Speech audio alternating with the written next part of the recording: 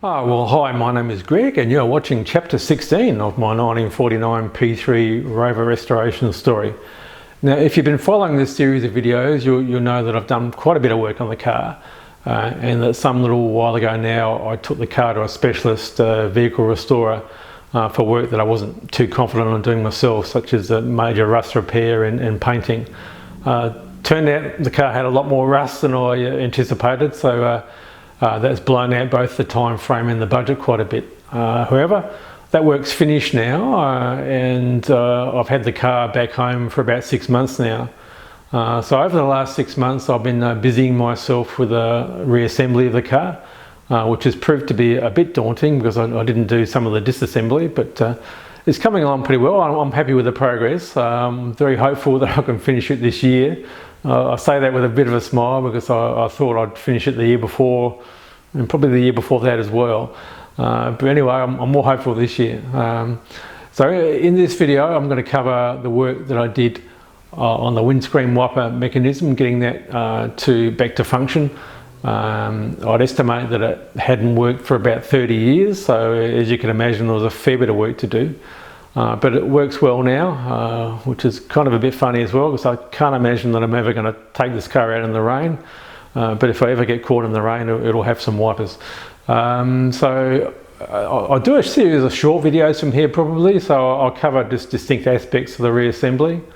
And before getting on with the show, there's probably just one other thing to mention. You might notice I've got a little microphone here, this little lapel microphone, which is attached to a wireless transmitter. So this is my first video using this new bit of equipment, so I'm hoping this will improve the audio quality, particularly in bits of video where I'm talking to the camera as I am now. But anyway, I'll get on with the show and I'll see you towards the end of it. Bye. So here's the car at the workshop just before I brought it home. After all the rust repairs done, the painting's done, I got them to put the body back on the chassis and bolt on the panels. There's still a lot of final alignment work to do and quite a lot of work to do really. But the main aim here was just to get it to a point where I could readily transport it back home. This is an early shot from when I got the car back home. At this point I'd done a bit of work. I've refitted the fuel tank, tail end of the exhaust system, the fuel filler sort of spout and cap, rear lights and the very nice chrome badge on the boot. This is just a shot that I've included for interest so you can see what the car looks like now, but I'll get on with the windscreen wiper mechanism after this.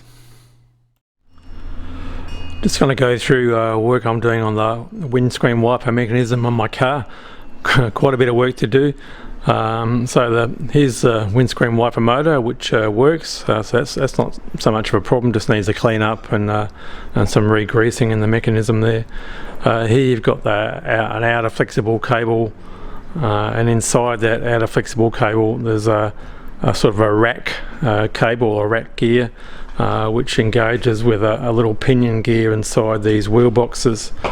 Now one of the problems I've got is that the pinion gear and one of the wheel boxes is stripped. So at some point in the past somebody had modified the whole system so I had sort of one wiper arm that was driven and then you had like a connector rod between the two wiper arms so that both of them would work. But what I want to do is really get things back to original function. The best I could do was to find a more sort of modern replica wheel box, which I've started to modify. So I'll go through some of the work that I've done in modifying it. This photo shows a wheel box that's pretty close to the one that I purchased and then began to modify. One of the first things I did was to cut off the boss, or not cut off, but sort of reduce its length by about half of the boss in the front. I've also knocked out the centre shaft because that's actually too short for what I want. But I will use the pinion gear because that's good, and I'll make a longer shaft, and then I'll also cover what I did to sort of modify this to suit my purposes. So I basically turned up out of Delrin a fitting which fits over this boss, and there's a little a little ball bearing mounted inside there which will support the centre shaft. So I'll just go through some of these modifications that I've made. I'll just cover some of the machining of the little Delrin Bosses that I turned up. This part sort of fits over the original boss on the reproduction wheel boxes that I bought, and it also serves as a bearing housing.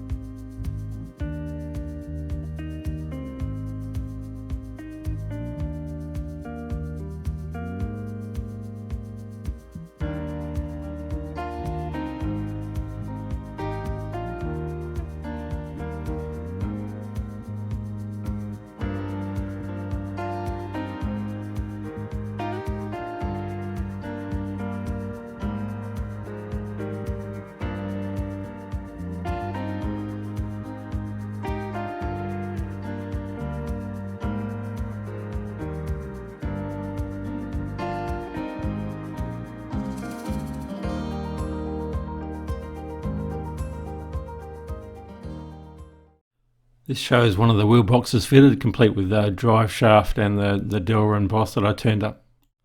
This is the internal mechanism of the wiper motor, quite an interesting looking thing. Next job was to fit the wiper rack. The wiper rack looks something like this, and the job of this part is to drive the pinion gears on the wheel boxes. A few shots now of the wheel boxes fitted, complete with the outer drive cable, which I made out of Bundy tubing.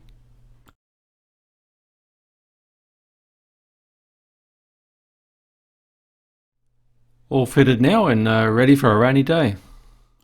The last part of the job is going to be replace these windscreen wiper arms that I had with some reproduction ones that I've got.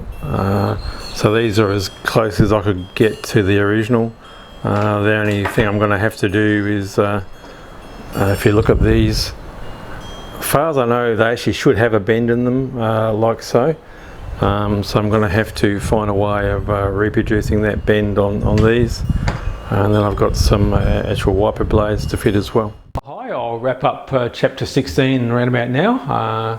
I'm going to try very hard to get chapters 17, 18, 19 out as soon as possible, with a view to get my videos up to date with where I'm up to with the project. Just hopefully that makes it more interesting to follow. I might also explain the sequence that I'm covering work in, which kind of matches the sequence that I've been doing the work on the car. So you may be wondering, why did I work on the wiper mechanism so early in the piece when there's just so many things to do? The reason for that is I'm just trying to be efficient, really. I want to get the car running as soon as possible, for a whole lot of reasons, to do that I need to get the wiring back in, so the wiring's been removed, and I have a new wiring loom to fit. But before I put the wiring in, I need to sort of have the dashboard fitted as well, and the instruments, because a lot of the wiring connections go to the dashboard. So the reason I did the wiper mechanism so early is that the wheel boxes and the drive cables that you've seen in this video are largely covered by the dashboard. So once you have the dashboard in, you can't access these wheel boxes again. Another example of this is once I have the dashboard fully fitted, I can then move on to do the fitting of the front windscreen, because the wood screws that hold the dashboard in actually come in through a ledge at the bottom of the windscreen, and once you have the windscreen in, you can't get to them again. Anyway, I hope that makes sense, and hope to catch up with you soon with chapter 17.